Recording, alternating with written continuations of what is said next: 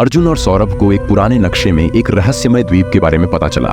कहते थे कि वहाँ अनगिनत खजाने छुपे हैं। रोमांच के शौकीन दोनों दोस्तों ने उस द्वीप पर जाने का फैसला कर लिया। समुद्र में सफर करते हुए द्वीप पास आने लगा। चारों ओर गहरा कुहासा छा गया और ऐसा लगा जैसे कोई अदृश्य शक्ति उनकी नाव को खींच रही हो। अचानक एक अजीब सा भंवर समुद्र में उभरा जिसने नाव को घेर लिया। बड़ी मुश्किल से खुद को संभालते हुए वो उस द्वीप के किनारे पर जा पहुंचे। जैसे ही वो द्वीप पर उतरे, वहां का दृश्य अजीब और डरावना था। चारों ओर मरे हुए पेड़, बिखरी हड्डियां और सूखे पत्ते पड़े थे। गहरे सन्नाटे में उन्होंने देखा कि सामने एक पुराना टूटा फूटा मकान खड़ा था। मकान की खिड़कियां टूटी हुई थीं और अंदर घना अंधेरा पसरा था। मकान के दरवाजे पर किसी की धुंधली परछाई झलक रही थी। हिम्मत जुटाकर वो उस पुराने मकान के अंदर दाखिल हुए। अंदर हर चीज पर धूल जमी हुई थी और कोनों में मकड़ियों के जाले लगे थे। चलते चलते उन्हें एक छोटा सा कमरा मिला जहां फर्श पर पुरानी फटी हुई किताबें बिखरी पड़ी थीं।